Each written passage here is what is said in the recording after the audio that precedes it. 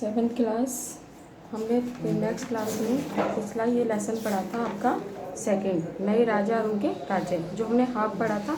Half अब पढ़ेंगे जो यहाँ से रह गया था, भव्य मंदिर और कांस्य मूर्तिकला।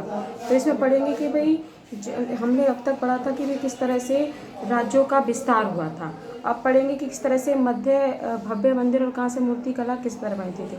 तो इसमें जो यहाँ तक हमने पढ़ा था कि राजेंद्र प्रथम जो आए थे, उन्होंने किस तरह तंजापुर के तंजापुर में राज्य किया और किस तरह से मूर्तिकला को उपदेश दिया। तो इसमें करेंगे कि भाई चोल मंदिर थे जो अक्सर अपने आसपास विकसित हुए थे, चोल राजाओं ने जो विकसित किए थे, जो वहाँ पर जो शिल्प यानी कि शिल्प होते हैं, शिल्पकार होते हैं जो कि शिल्प का काम करते हैं। जैसे ये देखो, ये चित्रकारी की होती है या और भी शिल्पकार जो होते हैं वो कार्य करते हैं। तो वो क्या करते थे, वहाँ पर जो चोल जो राजा होते थे, उन्होंने मंदिरों का निर्माण किया और मंदिरों के निर्माण की जो उपज होती थी, यहाँ की जो आसपास में जो खेती होती थी, उसी से जो है मंदिर का सारा खर्चा चलता था। उसके बाद जो मंदिर के आसपास में जो काम करते थे, जैसे पुरोहित है, मालाकार है, बावर्ची है, मेहतर है और जो संगीतकार है, नृत्यक इत्यादि थे, वो मंदिर के आसपास रहते थे और मंदिरों के आसपास ही वो सारे कार्य करते थे।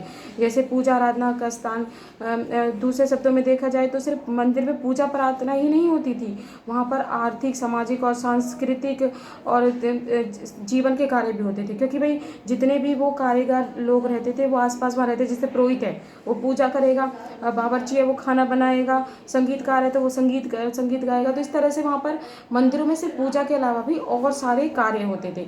दूसरा, जो वहाँ के चोल राजा थे, उन्होंने मूर्ति कला को ज़्यादा इम्पोर्टेंट थी। जैसे ये मूर्ति दिखाई दी है, कांसे की मूर्ति है, जो कि उसको नृत्य करते हुए इस तरह से मूर्तियों का प्रचार ज़्यादा मात्रा में हुआ। उसके बाद आता है आपका कृषि सिंचाई, जो एक सिंचाई की जाती थी, कृषि की जाती थी। तमिलनाडु में जो कृषि होती थी वो ज़्यादातर पानी को एकत्रित की जाती थी। तो डेल्टा के क्षेत्र में बाढ़ों को रोकने के लिए भाई वो तटबंध बनाए जाते थे और तटबंध बनाने के बाद खेतों तक पानी को किस तरह से ले जाया जाता था और उससे सिंचाई की जाती थी। जैसे ये पिक्चर देखिए, इसमें क्या है कि पानी को एकत्रित किया गया है कि पानी जो है, बरसात का पानी इस तरह से एकत्रित किया जाता था और उससे क्या बड़े बड़े सरोवर बनाए जाते थे। और वो सरोवर क्या होता था कि जब पानी की कमी हो जाती थी, जैसे बरसात बंद हो जाती, उसके बाद वो जो पानी होता था उससे क्या की जाती थी, सिंचाई की जाती थी। और ये तय किया जाता था कि पानी को किस तरह से किन किन क्षेत्रों में अलग अलग हिसाब से भटक जाए। तो इस प्रकार से चोल राज्य जो थे वो किस तरह से कार्य करते थे।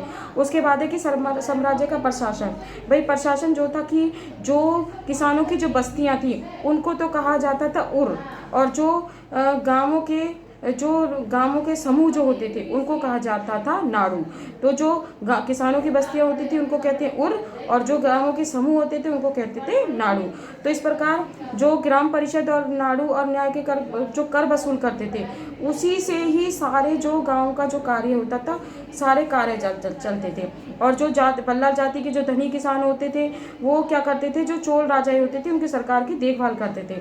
और जो नाड़ू के लोग रहते थे वो अच्छा खासा जो है कर एकत्रित करते थे। इस तरह से जो भूमि होती थी वो राजाओं के सम्मान में राजाओं को सेवा प्रदान करने वालों को दे दी जाती थी। इस तरह से लोगों को उनके काम के अकॉर्डिंग उनको उपाधियां दी जाती थी। इस प्रकार ये हमने पढ़ा भाई चोल राज्य में किस तरह से मंदिरों का निर्माण हुआ, कृषि का निर्माण हुआ, किस तरह बरसात में पानी को एकत्रित किया गया।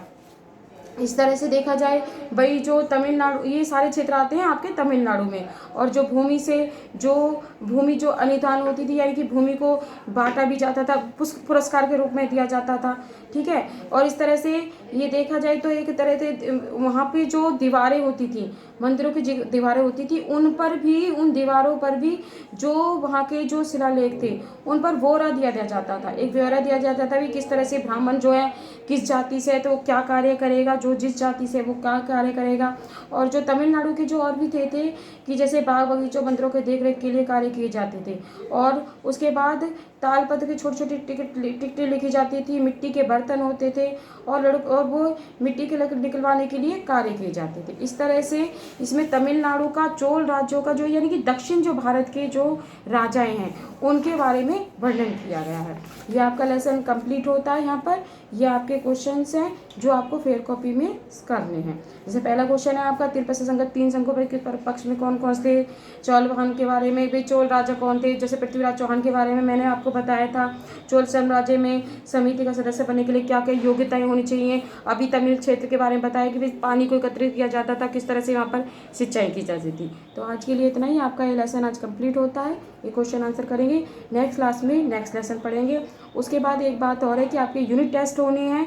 तीनों बुक में से आपका एक एक लेसन, फर्स्ट और भूगोल में से 2 लेसन आएंगे, फर्स्ट और सेकंड। इतिहास और नागरिक में से एक एक लेसन आएगा। आपके ऑब्जेक्ट टाइप क्वेश्चंस होंगे, आपको डेट शीट दी जाएगी, सबको पेपरों की तैयारी करनी है। भूगोल के सिर्फ पहला और दूसरा लेसन, इतिहास और नागरिक शास्त्र का एक एक लेसन आएगा। आज के लिए इतना ही।